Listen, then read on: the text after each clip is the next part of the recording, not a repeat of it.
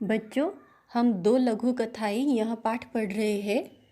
यहाँ बीरबल की बुद्धिमत्ता से संबंधित दो लघु कथाएं दी गई है।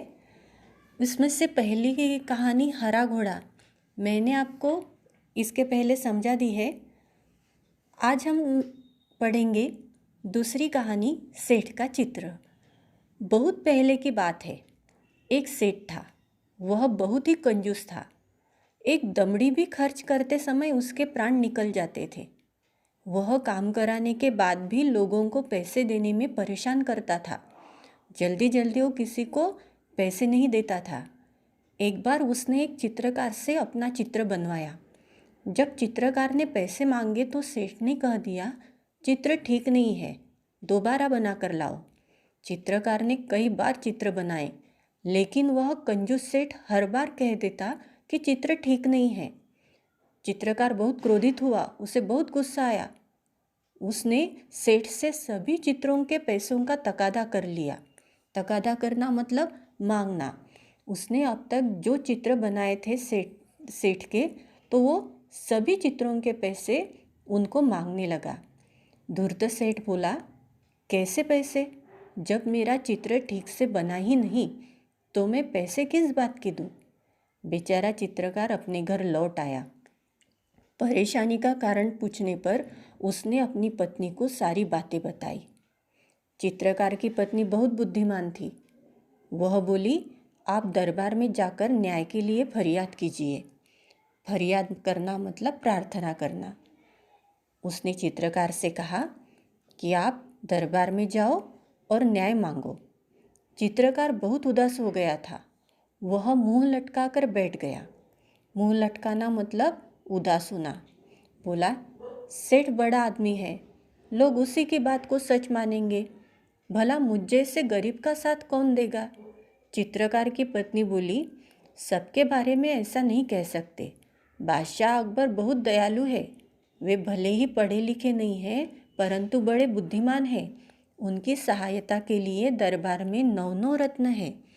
बादशाह अकबर के दरबार में 9 विशेष मंत्री थे जो नवरत्न कहलाते थे। तो चित्रकार की पत्नी ने कहा कि आप वहाँ जाइए, आपको न्याय जरूर मिलेगा। दूसरे दिन चित्रकार बादशाह अकबर के दरबार में गया और पूरा किस्सा सुना दिया। बादशाह अकबर ने चित्रों को लेकर सेठ को दरबार में बुलवा लिया। बादशाह ने सभी चित्रों को गौर से देखकर कहा, तुम्हारे इन चित्रों में क्या कमी है? सेठ ने कहा, हुजूर, इनमें से एक भी चित्र हूबहू मेरे चेहरे जैसा नहीं है। बादशाह मुश्किल में पड़ गए कि न्याय कैसे करे। बड़ी देर तक विचार करते रहे।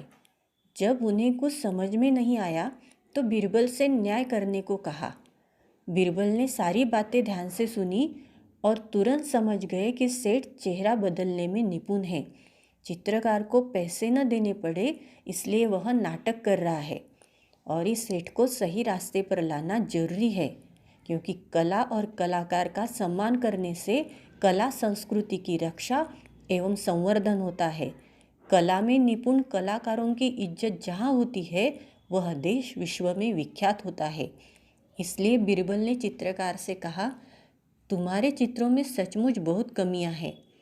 3 दिन बाद इस सेठ का हूबहू चित्र बनाकर दरबार में ले आना।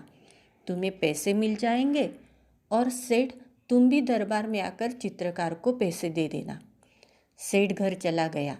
बीरबल ने चित्रकार से कहा, 3 दिन बाद तुम दरबार में एक बड़ा सा दर्पण लेकर उपस्थित हो जाना। दर्पण मतलब आईना। 3 दिन बाद चित्रकार दरबार में आया और सेठ के सामने दर्पण रखकर बोला, सेठ जी, आपका चित्र तैयार है। सेठ अपना प्रतिबिंब देखकर बोला, परंतु यह तो दर्पण है। चित्रकार ने कहा, नहीं, यही तो असली चित्र है।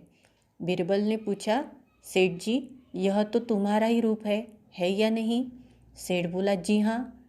सेठ अपनी चालाकी पकड़े जाने पर बहुत लज्जित हुआ। उसने चित्रकार को उसका मेहनताना दे दिया। चित्रकार सभी को धन्यवाद देकर चला गया। बीरबल के न्याय से बादशाह अकबर बहुत खुश हुए। बादशाह अकबर की प्रत्येक समस्या का समाधान बीरबल अपनी बुद्धिमानी से फटाफट कर देते थे। यहाँ भी बीरबल ने दूध का दूध और पानी का पानी कर दिखाया था। दूध का दूध पानी का पानी करना मतलब सही न्याय करना। बीरबल ने अपनी चतुराई से चित्रकार को सही न्याय दिला दिया। अब बच्चों, आपको यह कहानी पढ़नी है और आपने कहानी पढ़ने के बाद आपने क्या समझा, यह आपको नोटबुक में लिखना है।